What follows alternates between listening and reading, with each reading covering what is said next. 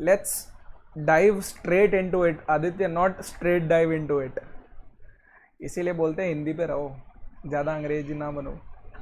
मजाक कर रहा हूँ। सो एनीवेज गाइज, आज की क्लास शुरू करते हैं हम लोग। और आज की क्लास शुरू करेंगे हम लोग प्रीवियस डिस्कशन से, प्रीवियस रिवीजन से। जो लास्ट क्लास में हम लोगों ने वीडियोस देखे थे उससे रिलेटेड चीज़ें हम लोग पहले डिस्कस कर लेते हैं, उसके बाद में आज हम लोग पढ़ना शुरू करेंगे।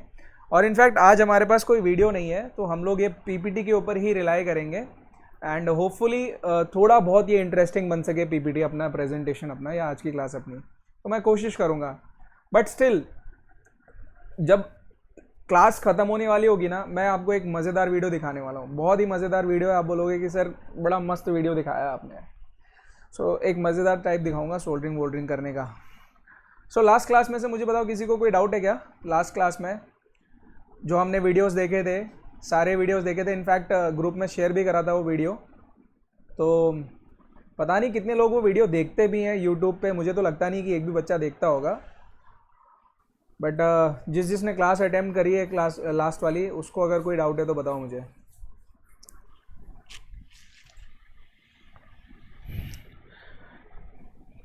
Okay fine. सो किसी को कोई डाउट नहीं है? Suresh? Fine fine. So last class में हमने वीडियो के थ्रू बहुत सारी चीज़ें हम लोगों ने देख ली थी लास्ट क्लास में।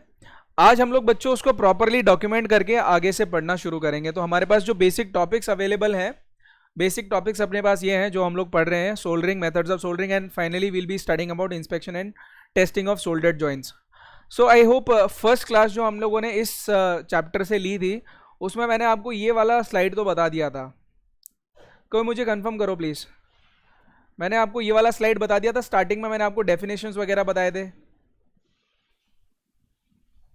कंफर्म करो कोई। First paragraph, fine. Yes sir. हाँ, फर्स्ट पैराग्राफ बता दिया था मैंने आपको। सेकंड पैराग्राफ भी मैंने आपको बता दिया था। सेकेंड पैराग्राफ भी मैंने आपको बता दिया था। सोल्डरिंग आयरन्स के बारे में भी हम लोगों ने वीडियो देख लिया, डिस्कशन कर लिया, इससे पढ़ भी लिया। उसके बाद में हम लोगों ने कॉमन टाइप्स के बारे में भी डिस्कशन किया था। मैंने आपको बताया था कि दो टाइप के आयरन रॉड आप यूज़ करोगे, जिसमें से एक आएगा हैचेट टाइप। हैचेट टाइप का भी मैंने आपको दिखा दिया था, और स्ट्रेट टाइप। ये दोनों टाइप के आयरन रॉड्स मैंने आपको दिखा दिए थे सोल्डरिंग आयरन।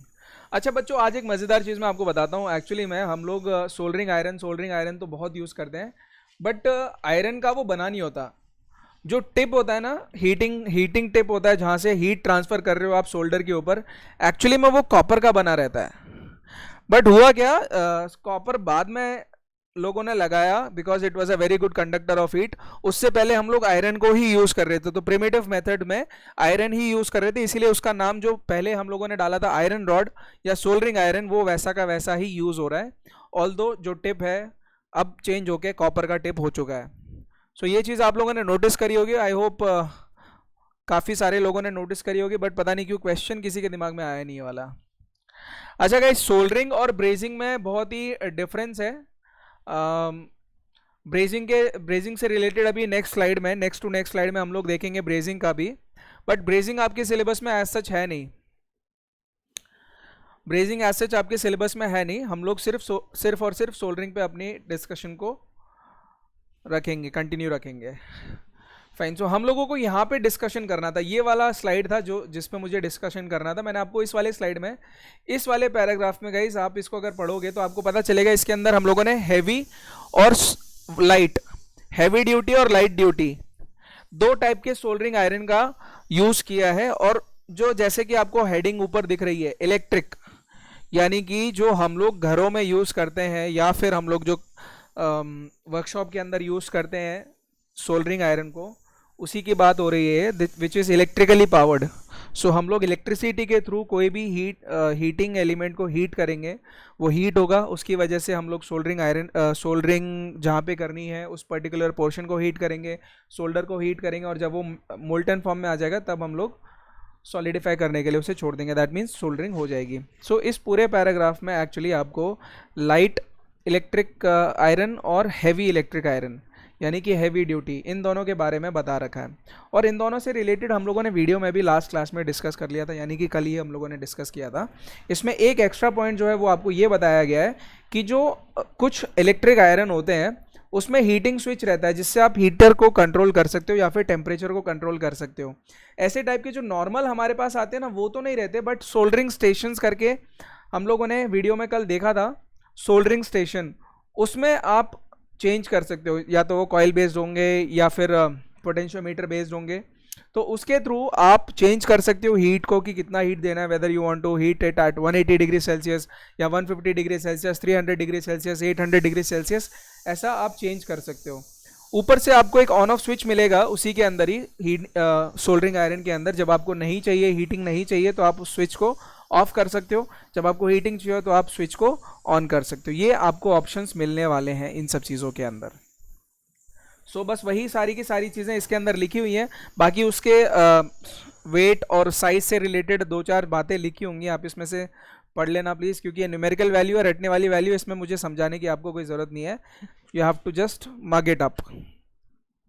नेक्स्ट नेक्स्ट देखो ज़रा यहाँ पर। नेक्स्ट है, एक है magnesium and aluminium oxide tablet.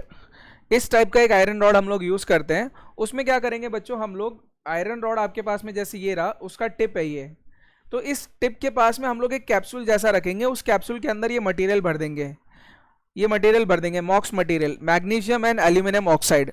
इस मैग्नीशियम एंड एल्यूमिनियम ऑक्साइड के मटेरियल को हम लोग फिर जलाएंगे। जब ये जलेगा तो हीट जनरेट करेगा। हीट जनरेट करेगा तो ये उस पर्टिकुलर मेटल के साथ में या आयरन रॉड के साथ में कांटेक्ट में है, तो थ्रू कंडक्शन ये हीट इसको ट्रांसफर करेगा। जो भी हीट इसने ट्रांसफर करी है, फर्दर फिर हम लोग सोल्डरिंग वायर के थ्रू सोल्डर को भी हम लोग हीट ट्रांसफर करेंगे, और ये पर्टिकुलर पोर्शन पे आप सोल्डर कर सकते हो। बीच में कोई कुछ लिख रहा है, मुझे दिख रहा है यहाँ पर। क्या क्वेश्चन है बच्चे?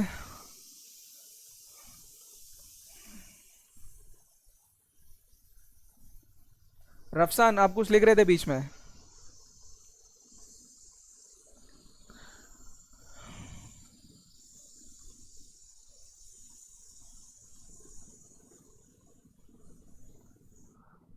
It's better to be Maggu.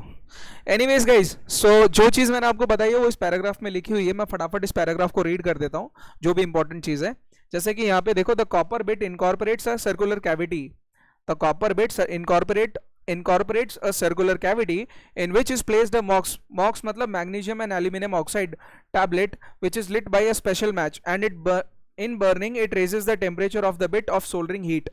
The residue of the tablet must be shaken out of the cavity before using the iron, and these irons are now rarely used. So obviously यार, इसमें प्रॉब्लम ऐसा आएगा, इसका एक disadvantage है। इस type के जो सोल्डरिंग आयरन का एक डिसएडवांटेज है। कोई बता सकता है मुझे क्या डिसएडवांटेज है? गेस कर सकता है क्या?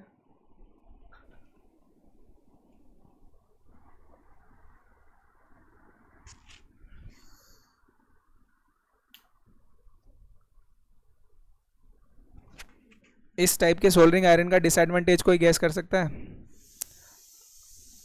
डिसएडवांटेज तो बताओ, क्या प्रॉब्लम है, क्यों यूज़ नहीं करते हम लोग?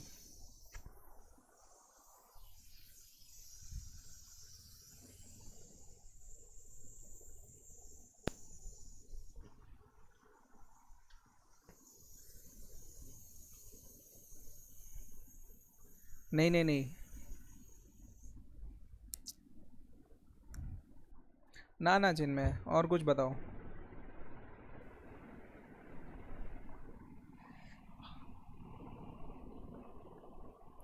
अबे यार, कुछ तो नहीं यार अवनीश, नहीं डिसएडवांटेज, कोई ढंग का डिसएडवांटेज बताओ ना, कुछ तो सोचो।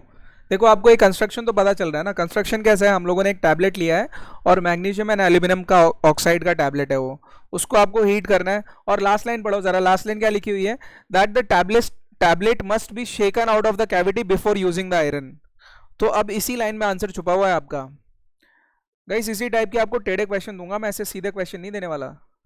तो बताओ मुझे इसका डिसएडवांटेज किसी को अगर समझ आ रहा है तो, नहीं तो मैं बताता हूँ फिर।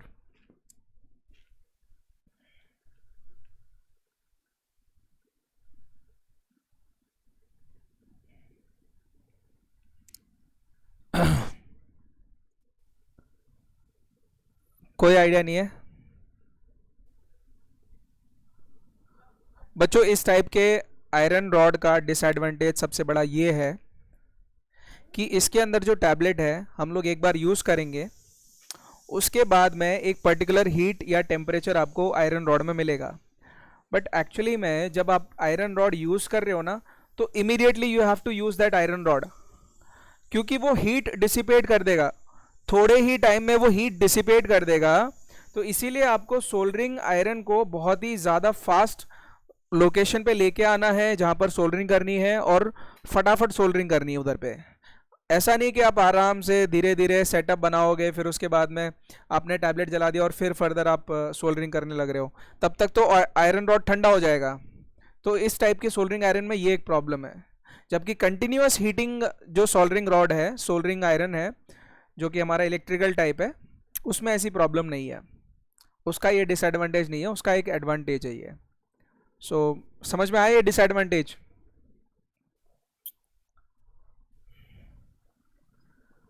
हाँ या ना, कोई भी एक बोल दिया करो।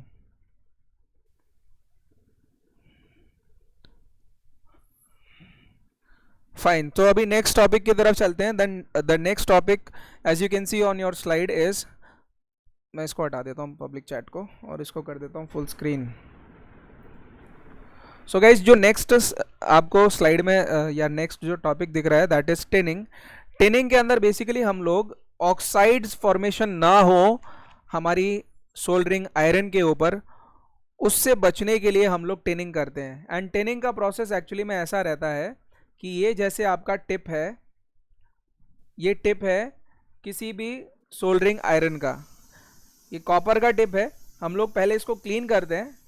क्लीन करते हैं क्यों? क्योंकि इसका जो सरफेस है, ये जो सरफेस है इसका, ये जो सरफेस है, पर्टिकुलर सरफेस, ये एक्सपोज रहता है एयर में, और एयर में रहता है प्रेजेंट ऑक्सीजन।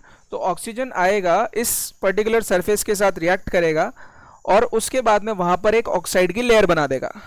गाइस, जब ये ऑक्साइड की लेयर बन जाती है ना, तब आप सोल्डरिंग नहीं कर सकते हो। आप भले ही कितना भी टेम्परेचर बढ़ा दो इसका, बट वो सोल्डर पिघलेगा नहीं। सो ये प्रॉब्लम आता है ऑक्साइड के फॉर्मेशन से। ऑक्साइड से बचने के लिए हम लोग पहले इसको क्लीन करेंगे। क्लीन करने के बाद में जैसे ही आपने क्लीन कर दिया, फिर फ्रेश सोल्डर, हल्का सा सोल्डर आपको इसके ऊपर लगाना है, तो एक छोटी सी सोल्डरिंग की लेयर बन जाएगी यहाँ पर। अब ये ऑक्साइड्स नहीं है, ये सोल्डरिंग लेयर है। फर्दर फिर जब आपको सोल्डरिंग करनी है तो आप ये रॉड को उठाओ और जिस भी पॉइंट पर आपको सोल्डरिंग करनी है वहाँ पर इसको लगा दो।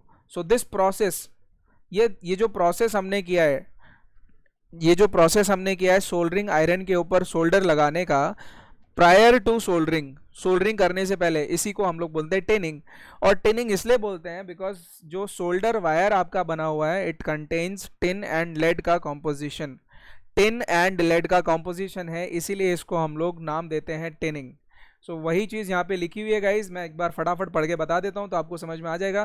That before an iron can be used for soldering, the contact surfaces must be given a coating of tin और solder, and this process is called tinning of the iron, and it is called out as follows. So the faces on the end of the copper bit are cleaned with the file to remove all dirt, oxide and roughness. The bit is heated to a temperature where it will just melt. Solder flux is applied to the hot bit and solder is rubbed against it. The tin or solder will adhere to and leave a smooth coating over the faces, forming the point of a bit. So this is known as tinning. कोई question आया क्या? कौन सा अपूर्व, कौन सा वाला? अपूर्व, वापिस क्या बताऊं?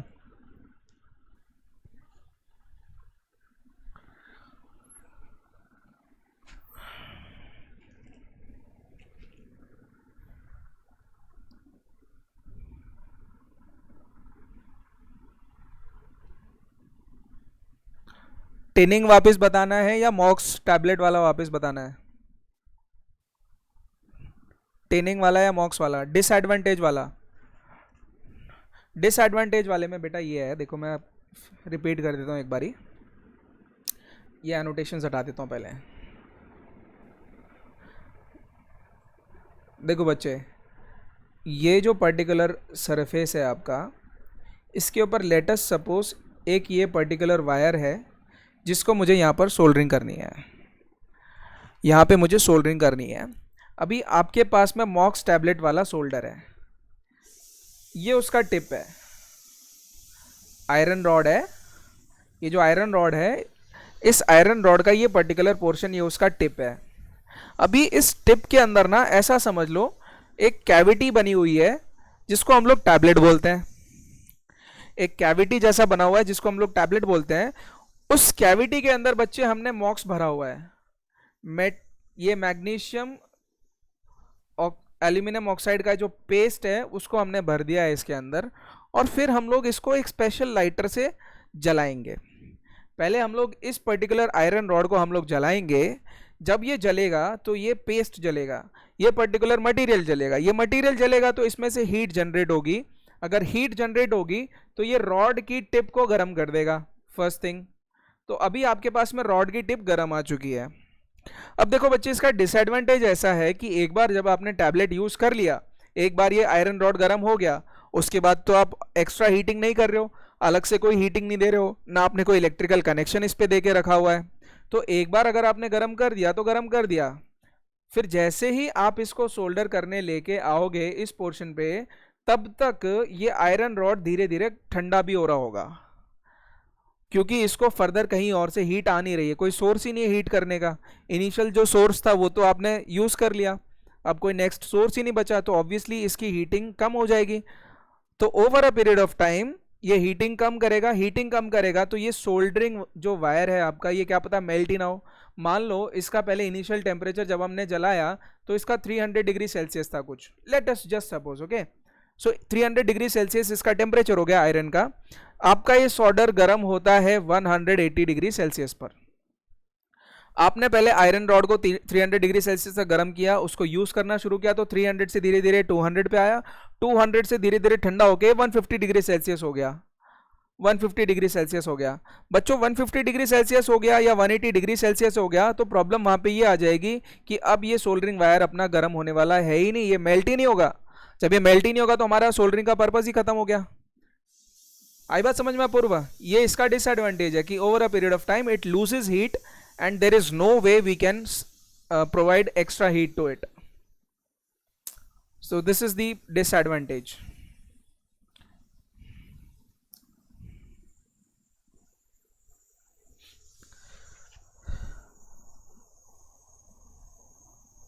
क्लियर हो गया हो तो बताओ मुझे, नहीं हुआ हो तो फिर से बताओ।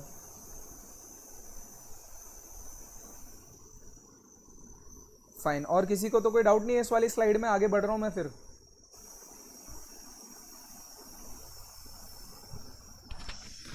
फाइन, द नेक्स्ट स्लाइड की तरफ चलते हैं हम लोग। बच्चों ये जो नेक्स्ट स्लाइड है ये सेफ्टी प्रिकॉशन से रिलेटेड है। अगर आप सोल्डरिंग कर रहे हो बच्चों, मैं एक काम करूंगा पहले, अभी ना ये एक्चुअली सोल्डर सोल्डर करते करते ना बहुत ऑड सा लगता है ये सोल्डर वर्ड। एक्चुअली मैं यूएस लैंग्वेज वाला सोल्डर यूज करेंगे, SODDER। हालांकि हम लोग वर्ड जो यूज कर रहे हैं वो SOLDR है, लेकिन मैं वर्ड यूज करूंगा SODDER। दोनों वर्ड सही है, कोई प्रॉब्लम नहीं है उसके अंदर। सो सोल्डर बोलूंगा मैं अभी, सोल्डर की जगह समझ जाना कि सोल्डर की जगह समझ जाना सोल्डर ही बोल रहा हूँ मैं। एनीवेज, तो हम लोग जब सोल्डरिंग कर रहे हैं उस सोल्डरिंग से रिलेटेड कुछ प्रिकॉशंस हैं और सेफ्टी रिलेटेड चीज़ें हैं जो कि हमें ध्यान रखनी पड़ेंगी। जैसे कि यहाँ पे देखो फर्स्ट पॉइंट है, सारे पॉइंट पढ़ने जरूरी है because it is very important. Safety से रिलेटेड कोई भी चीज़ इंपॉर्टेंट है तो हम लोगों को ये पूरी चीज़ पढ़नी पड़ेगी। सो फर्स्ट पॉइंट यहाँ पे देखो क्या लिखा हुआ, the ideal working temperature for the iron is just high enough to melt the solder easily. Overheating causes chalkiness in the solder and responsible for unsatisfactory joints, and it also encourages the formation of oxide on the bit, thus necessitating repeated cleaning and retinning. That means इस वाली particular line में ये बोल रहा है कि अगर आप सोल्डरिंग कर रहे हो तो आपको एग्जैक्ट टेम्परेचर मैच करना पड़ेगा जो सोल्डरिंग के लिए चाहिए। अगर आपने ज़्यादा टेम्परेचर दे दिया, अगर आपने ज़्यादा हीटिंग दे दी तो प्रॉब्लम आ जाएगी, चॉकीनेस की प्रॉब्लम आ जाएगी, सोल्डरिंग अच्छे से नहीं हो रही होगी। और उसके बाद में ऑक्साइड फॉर्मेशन भी बहुत ज़्यादा फास्ट होगा। बच्चों ऑक्साइड्स ऐसा नहीं है कि आपको लो टेम्परेचर पे भी मिलते हैं, मतलब कुछ मेटल्स ऐसे होते हैं जो नॉर्मल टेम्परेचर पे या रूम टेम्परेचर पे भी ऑक्सीजन के साथ अटैच हो जाते हैं या फिर उसके साथ में रिएक्ट करके ऑक्साइड्स बना लेते हैं। बट जैसे जैसे आप हीटिंग करोगे ना बच्चों, वैसे वैसे ऑक्साइड्स फॉर्मेशन बहुत ज़्यादा फास्ट हो जाता है। तो इसीलिए बोल रहा है कि अगर आपने ज़्यादा टेम्परेचर दे दिया, चॉकीनेस का मतलब बेटा स्मूथनेस नहीं रहेगी, रफसान स्मूथनेस नहीं रहेगी, ठीक से काम नहीं करेगा वो। सो ये फर्स्ट पॉइंट का मतलब है, मतलब आपको एक्यूरेट टेम्परेचर या एग्जैक्ट टेम्परेचर पे ही सोल्डरिंग करनी है। नेक्स्ट देखो जरा, नेक्स्ट पॉइंट क्या बोल रहा है। नेक्स्ट पॉइंट ये बोलता है that systematic use of the heater switch enables an electric iron to be kept at optimum temperature while frequent allied reheating of a common iron is always preferable to less frequent but more protracted reheating. That means इसका मतलब ये है कि आप continuously heat ना देते हुए iron rod को अगर आप स्विच ऑन ऑफ करोगे, बट उसको कंटिन्यूअस इंटरवल पे करोगे या फिर जिस जिस तरीके से आपकी रिक्वायरमेंट है, तो वो ज़्यादा फेवरेबल है एज कम्पेयर टू आप उसको कंटिन्यूअसली गर्म करके रखो, या फिर एक बार अच्छे से पूरा ज़्यादा गर्म कर दिया, फिर स्विच ऑफ कर दिया, फिर ठंडा होने दिया, फिर यूज़ करके फिर से उसको ज़्यादा गर्म कर दिया, फिर ऐसे करके। ये चीज़ फेवरेबल नहीं है। फेवरेबल ये है या प्रेफरेबल ये है कि आप आयरन को धीरे धीरे गर्म करते रहो। नेक्स्ट है, नेक्स्ट पॉइंट देख लो जरा यहाँ पे। नेक्स्ट पॉइंट ये बोल रहा है when heating a common iron always, common iron बच्चों ये जो हम लोग यूज करते हैं ना वर्कशॉप के अंदर, उसी से रिलेटेड है। And we are talking only about common iron because वो ही मोस्टली यूज होता है अपनी एविएशन इंडस्ट्री में। हम लोग हैवी ड्यूटी सोल्डरिंग वगैरह कम करते हैं, इसीलिए हम लोग ज्यादा उसके बारे में नहीं पढ़ेंगे। So when heating a common iron always direct the flame of the brazing lamp at the base of the bit, not at the point. इसका मतलब ये है कि जो ब्रेजिंग लैम्प होती है, ब्रेजिंग में एक्चुअली में हम लोग हीट करते हैं, आग लगाते हैं, मेटल के ऊपर आग लगाते हैं। जो जॉइंट आपको बनाना है ना ब्रेजिंग के अंदर, एक्चुअली में ऐसा होता है बच्चों, ये जैसे आपको दो पोर्शन है, ये मेटल के दो पीसेस हैं, आपको इन दोनों को जॉइंट करना है। तो जॉइंट करना है, इसके बीच में हम लोग एक फिलर रॉड डालेंगे। वो फिलर रॉड का कुछ कॉम्पोजिशन रहता है, ये ऐसे करके फिलर रॉड का कुछ कॉम्पोजिशन होगा, और यहाँ से आप टॉर्च मारोगे। टॉर्च मतलब गैस वाली टॉर्च, हाँ, आग लगा के यहाँ से इसमें आग लग रही है, ऐसे करके हीट आप दे रहे हो इधर से। तो आप हीट दे रहे हो, एक टेम्परेचर आएगा अराउंड 800 के आसपास में डिग्री सेल्सियस, 800 डिग्री सेल्सियस के आसपास ये चीज़ मेल्ट होना शुरू होगी, और फिर ये इसके अंदर थ्रू कैपिलरी एक्शन इस पूरे कैविटी को भर देगी। तो ये इसके साथ भी रिएक्ट करेगा, इस वाले मेटल के साथ भी रिएक्ट करेगा, और परफेक्टली आपको ये मेटल ज्वाइन होकर मिल जाएगा। This is known as brazing. So brazing से रिलेटेड ये बोल रहा है कि आपको टिप के ऊपर नहीं लगाना है, ये चीज़ यहाँ पे बोल रहा है, देखो पॉइंट के ऊपर नहीं लगाना, आपको बेस में लगाना है, यहाँ पे फ्लेम बेस में लगानी है। ये बेस है इसका, ये बेस है, सो बेस में लगानी है, पॉइंट पे नहीं लगाना। और क्या बोल रहा है नेक्स्ट पॉइंट देखो जरा, avoid excessive use of soldering fluid और flux. Too much flux tends to lower the temperature of the iron and also promotes corrosion of the bit. So ये दो प्रॉब्लम है। दो प्रॉब्लम इसमें ऐसी आ रही है कि पहली चीज़ है, अगर आपने ज़्यादा फ्लक्स डाल दिया है, तो फ्लक्स ज़्यादा डालने की वजह से आपके आयरन रॉड का टेम्परेचर कम हो जाएगा। भाई आपने एक्स्ट्रा मटेरियल डाला है, हीट आप उतना ही दे रहे थे, तो ऑब्वियसली जो हीट आप दे रहे थे वो अब डिस्ट्रीब्यूट हो गया। पहले बार में जब आपने फ्लक्स यूज़ नहीं किया था तो सारा का सारा हीट जा रहा था सोल्डरिंग वायर में, बट अब आपने फ्लक्स यूज़ कर लिया तो कुछ हीट जाएगा फ्लक्स के अंदर, कुछ जाएगा सोल्डरिंग वायर में। तो फ्लक्स डालने से आपके आयरन की हीट कम हो जाती है, टेम्परेचर कम हो जाता है। एंड दूसरी चीज़, अगर आपने ज़्यादा फ्लक्स डाल दिया है तो इट ऑल्सो प्रमोट्स कोरोजन, ये कोरोजन को भी प्रमोट करता है। फिर नेक्स्ट लिखा हुआ next point, never touch the element और tip of the soldering iron. ये तो कॉमन सेंस वाली बात है, सोल्डरिंग आयरन के टिप को हमें कभी भी टच नहीं करना है बेयर हैंड या फिर इन सब चीज़ों से, इनफैक्ट रिफ्रेन अवे। नेक्स्ट है they are very hot about 400 degree Celsius, जो कि फर्स्ट इसी पॉइंट से कनेक्टेड है ये चीज़। क्यों आपको टच नहीं करना, वो तो कॉमन सेंस वाली बात है, इसमें समझाने की जरूरत नहीं है। और क्या है यहाँ पे देखो, ये भी सेफ्टी प्रिकॉशन से रिलेटेड ये वाली लाइन देखो, take great care to avoid touching the mains lead with the tip of the iron.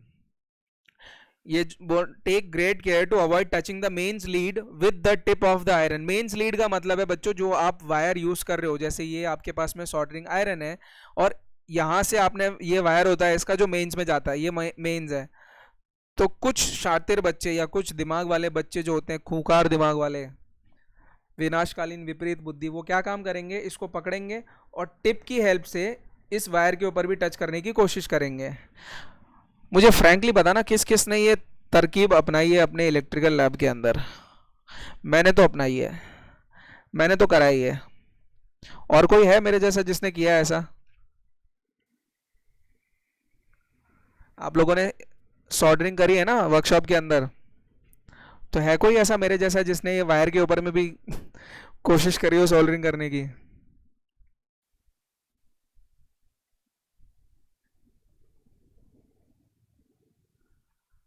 चिन्मय ने नहीं किया, और कोई जिसने किया है वो बोलो।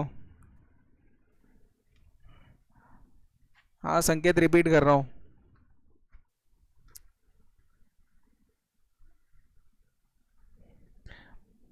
प्रवीण, ट्राई किया क्या बच्चे ऐसा?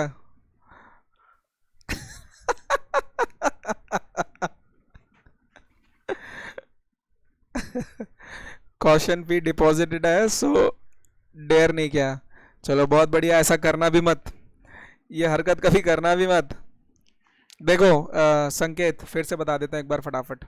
ये आपका स्विच बोर्ड है। इस स्विच बोर्ड में आपने सोल्डरिंग आयरन का स्विच लगाया, ये उसका वायर है, सोल्डरिंग आयरन का ये वायर है। ये आपका वर्क स्टेशन है, ये आपका बेंच है। यहां पर आपके पास में सोल्डरिंग आयरन है, ये सोल्डरिंग आयरन है आपका, ठीक है, ये रहा सोल्डरिंग आयरन। सो ये उसका पर्टिकुलर वायर है। अब ये मेंस लीड है, ये इसको बोलते हैं मेंस का लीड वायर का। जैसे अपने कानों में लगाने वाले ईयरफोन को कुछ लोग लीड बोलते हैं ना, वो एग्जैक्टली वैसी चीज़ है। This is the mains lead, यानी कि मेन पावर यहाँ से आ रहा है। अच्छा, अभी करना क्या नहीं है, प्रिकॉशन क्या लेना है कि ये जो बच्चे आपने लीड लगा के रखी हुई है, आपने आयरन को जो गर्म करके रखा हुआ है, खुराफाती दिमाग से इस लीड के टिप को कृपया करके इस वायर के ऊपर ना लगाएं। कुछ होशियार बच्चे होते हैं ऐसे जो कि अपने को नहीं करना है, कृपया करके इन सब चीज़ों से बचें। सिंपल सी बात है ये, मोटे मोटे शब्दों में। मतलब अपनी भाषा में बोलें तो उंगली, क्या बॉयस, अपनी भाषा में तो बोलें तो क्या बोलने का, उंगली।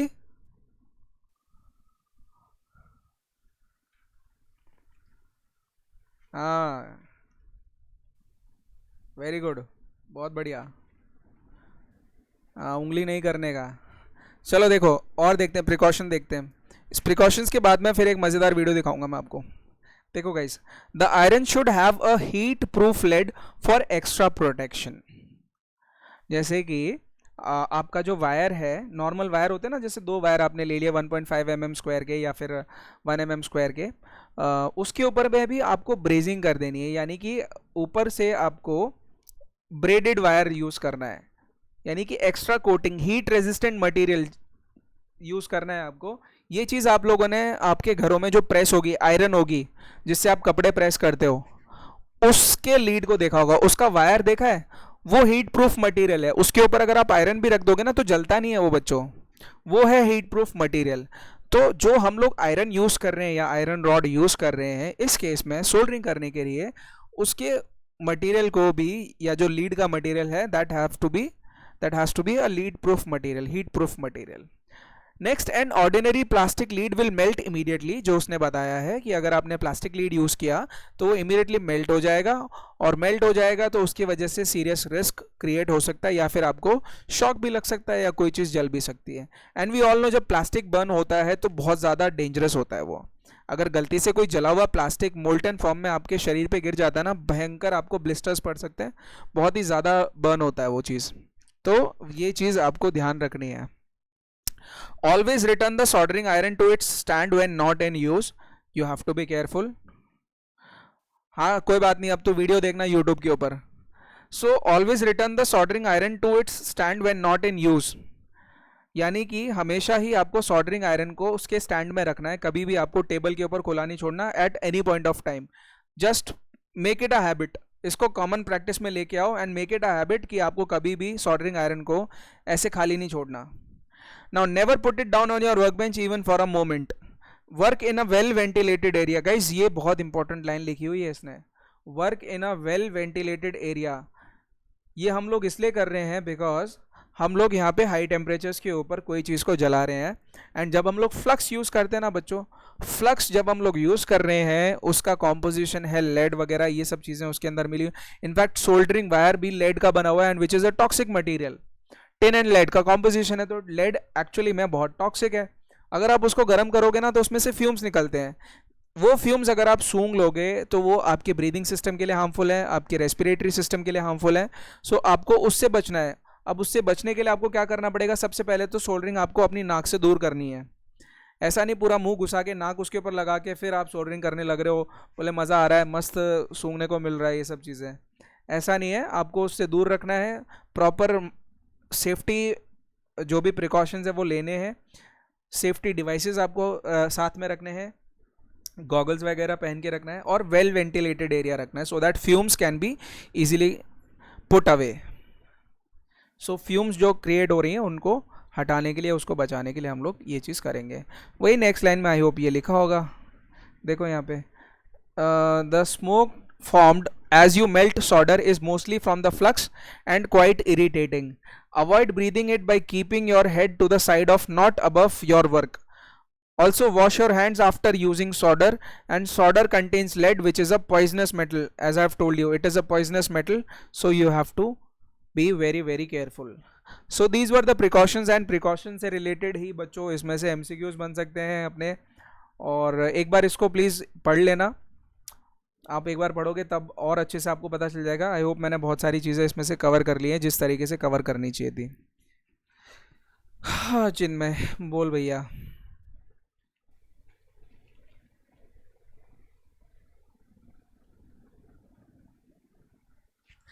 आपको एक आज मज़ेदार तरीके से सॉल्डरिंग करना सिखाता हूँ।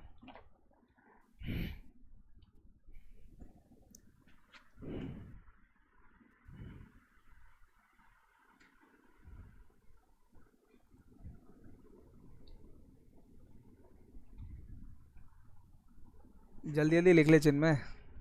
सर फ्लक्स को यूज़ करते हैं ऑक्साइड्स रिड्यूस करने के लिए, तो उससे कोरोजन कैसे बढ़ेगा?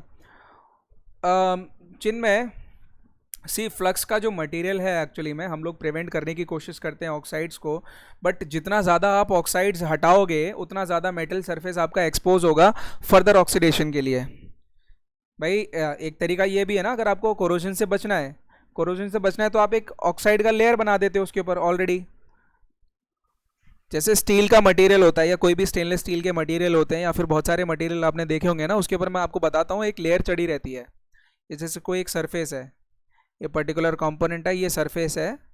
अब ये अगर मैं कोई अलॉय भी यूज़ कर रहा हूँ तो over a period of time क्या होगा, ऑक्सीजन तो हवा में है ही हमेशा, ऑक्सीजन, ये ऑक्सीजन हमेशा ही रहेगी। तो ये जब भी इसके कांटेक्ट में आएगी तो ऑब्वियसली इसके ऊपर एक ऑक्साइड की लेयर बनाएगी, एंड वी ऑल नो कि जैसे ही ऑक्साइड की लेयर बनेगी तो जाहिर सी बात है कि इसके ऊपर कोरोजन हो जाएगा, है ना। ऑक्सीडेशन प्रोसेस ही तो कोरोजन प्रोसेस है, ऑक्सीडेशन रिडक्शन प्रोसेस, जिसमें अपना ये सेल बनता था।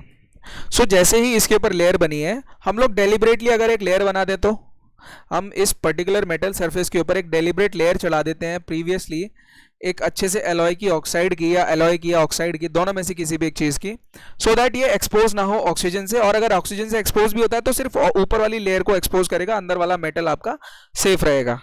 बट अब जैसे हम लोगों ने फ्लक्स यूज किया है बच्चे, तो फ्लक्स यूज करने के बाद ऑक्साइड का लेयर खत्म हो गया, अब फ्रेश मेटल अपने पास में अवेलेबल हो चुका है। ये फ्रेश मेटल अवेलेबल हो चुका है, सरफेस अवेलेबल हो चुका है एटमॉस्फेयर के लिए, and it is now exposed. So further oxidation हो सकता है इसका, एंड फर्दर कोरोजन हो सकता है इसका। सो अगर आपने ज़्यादा सॉल्डरिंग यूज़ करी है तो वो केस में ये चीज़। चिन्मय, देवी और सज्जनों, चिन्मय बोलिए।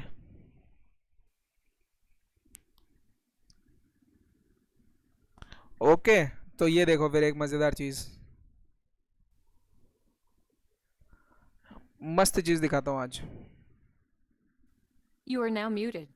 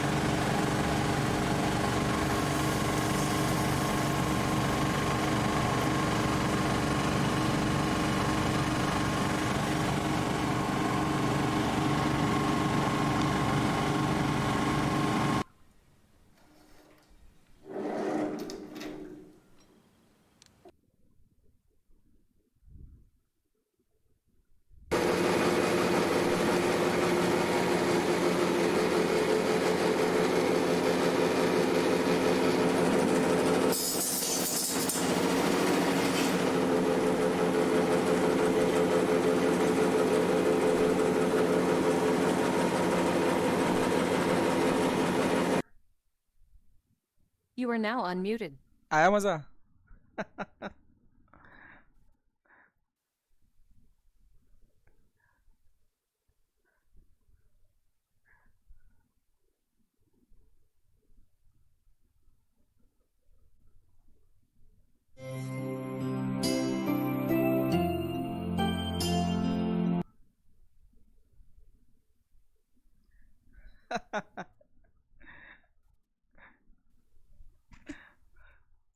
एक और दिखाता हूँ, एक और दिखाता हूँ, एक और चीज देखो फिर।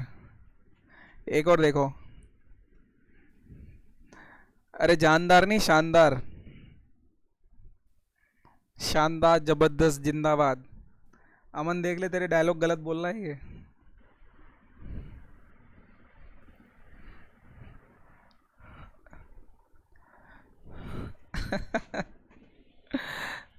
चलो ये नेक्स्ट वाला वीडियो देखो, ये और भी मजेदार है। You are now muted.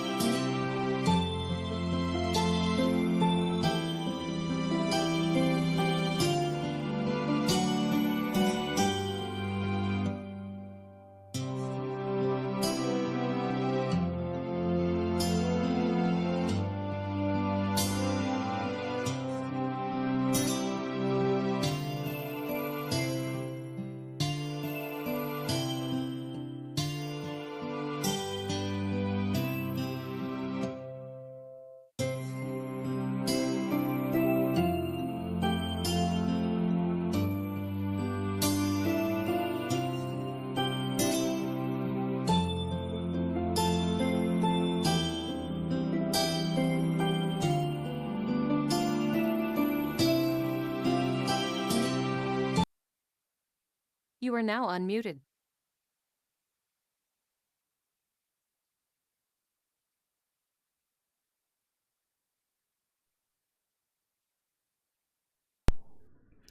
So industrial level पे काम देखा।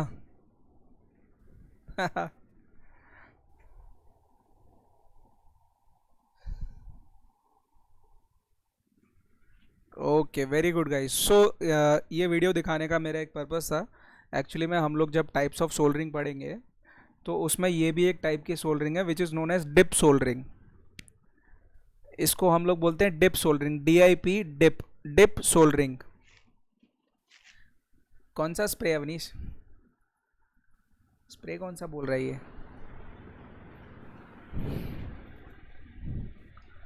स्प्रे कौन सा बोल रहा है? कौन सा वाला स्प्रे? फर्स्ट वीडियो में, सेकंड वीडियो में?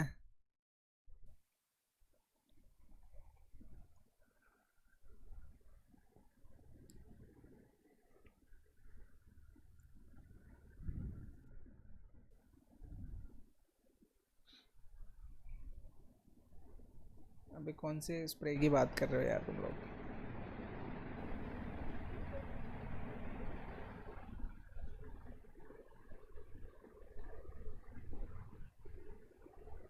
अच्छा अच्छा अच्छा अच्छा अच्छा, दिखा दिखा मैंने। अरे फ्लक्स होगा वो। हाँ समझ गया, वो फ्लक्स होगा। देख लिया देख लिया, वो फ्लक्स होगा।